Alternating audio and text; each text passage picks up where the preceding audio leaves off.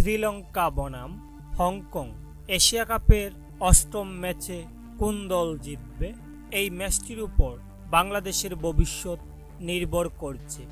প্রিয় দর্শক, প্রতি ম্যাচের মতো এবার এই ম্যাচটিকে নিয়েও ভবিষ্যৎবাণী করেছে জ্যোতিষী বিড়াল। বিস্তারিত জানতে চ্যানেলটি সাবস্ক্রাইব করে সম্পূর্ণ ভিডিওটি দেখতে থাকুন। আগামী 15 সেপ্টেম্বর সোমবার বাংলাদেশ সময় রাত 8:30 দুবাই ইন্টারন্যাশনাল ক্রিকেট স্টেডিয়ামে শ্রীলঙ্কা এবং হংকং মুখোমুখি হবে।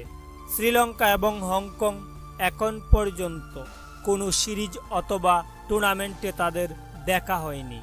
এবার এশিয়া কাপের অষ্টম ম্যাচেই তাদের প্রথম দেখা হচ্ছে। আর এবার এই ম্যাচটিকে নিয়ে যতটা না গবেষণা হচ্ছে তার চেয়ে বেশি চিন্তিত বাংলাদেশ। কেননা এই দু দলের ম্যাচের উপর বাংলাদেশের এশিয়া কাপের ভবিষ্যৎ নির্ধারিত। এই ম্যাচে হংকং শ্রীলঙ্কাকে হারাতে পারলেই বাংলাদেশ নতুন আরেকটি ভরসার চোখ দেখবে। এদিকে ক্রিকেট বিশ্লেষকরাও এই ম্যাচটিকে নিয়ে নানান মতামত দিচ্ছেন। অনেকেই বলছেন এই ম্যাচে হংকং শ্রীলঙ্কাকে হারাতে পারবে।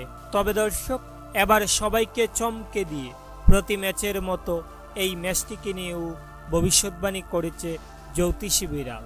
জ্যোতিষী বিড়ালের ভবিষ্যৎবাণী হতে জানতে পারি যে এই ম্যাচটিতেও শ্রীলঙ্কা জিততে চলেছে। তো প্রিয় দর্শক, এই ম্যাচটিকে নিয়ে আপনাদের প্রেডিকশন কি তা অবশ্যই আমাদের কমেন্ট করে জানিয়ে দিবেন। ধন্যবাদ সবাইকে।